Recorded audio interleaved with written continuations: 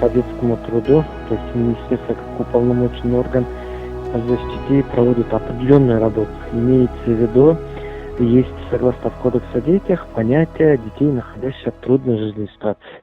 К этому понятию относятся разные причины, которые относятся дети к трудной жизненной ситуации. Один из этих причин – это те дети, которые привлечены к детскому труду. Но на сегодняшний день у нас есть детский труд, то есть привлечение детей к детскому труду, а также есть наихудшая форма детского труда. Поэтому, то есть имеется в виду, есть у нас постановление правительства, утвержденный перечень, список работ, которые до достижения 18-летнего возраста запрещается работать или привлекать детей к этому виду труда, да?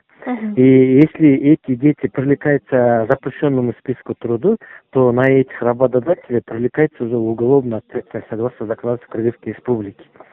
Поэтому наше территориальное подразделение, министерство, то есть у нас по всему республике есть 50 территориальных подразделений, которые эти территориальные подразделения выявляют таких детей, как дети, находящиеся в трудной жизненной ситуации. Это ежегодно приблизительно выявляется около 5000 детей.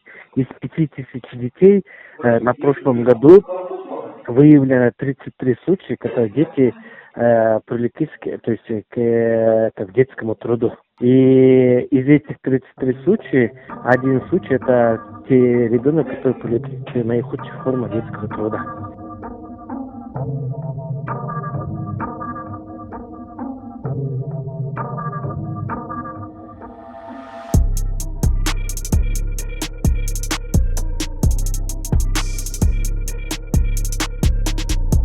Азыр балдардын эмгеги мурдагыдай базарда иштеген балдар азыраак. Азыр көбүнчө кайсы жака иштеп атышат? Ушул жанагы тибит цехтеринде. Ошол жерде топчу кадайт, упаковка кылышат, ошол жерде жуут тазалашат. Ошондой жумуштарга булар баягы замандын агымы менен кетип калды да. Бирок ошону көзөмөлгө алып, ошол жерде шарт түзүлгөнбү? Бала үчүн бул ылайыктуу эмеспи? Себеби жана чаңпаңдын арасында иштейт, анан кеземенин сапаты дагы жакшыбы, жаман эмеспи? Балдардын аллергия кылышы мүмкүн да, ден соолугуна залал келтирип атабы? Ошол жагы баягы көмүскөдө калып атат да. Сондуктан мисалы 14 жаштан өйдө жогорку балдар жанагы эми биздин ишибиз боюнча, биздин байкоолорубуз боюнча айтайын, ылай жанагы кирпичтерди жасап калыпка салыпчы. Ошол биздин жанагы объездной жолду карасаңар, жолдун боюндагы ошол 15, 16, 17 жаштагы балдардын көпчүлүгү ошол кирпич куюп иштешет. Анан эми каникул маалдарында болсо жанагы суусундуктарды иштешет.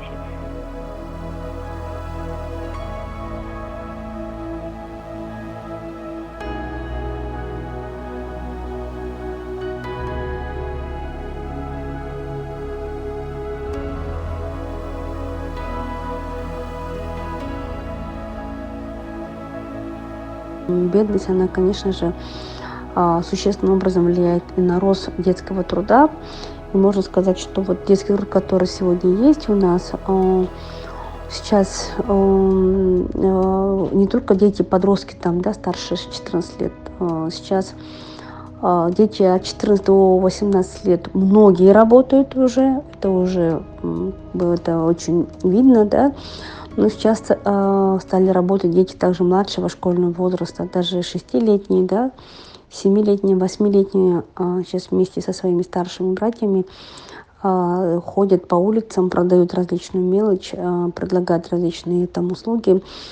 И, конечно же, впоследствии вот такая сложившаяся ситуация, она будет негативно влияет на развитие детей. Они пропускают школу, да, там не учатся, и, соответственно, эти дети автоматически попадут в группу риска. А вообще, в целом, согласно вот мировым тенденциям, дети, которые пропускают школу, вовлекаются в детский труд, они становятся объектом эксплуатации, да, в последующем. Они входят в группу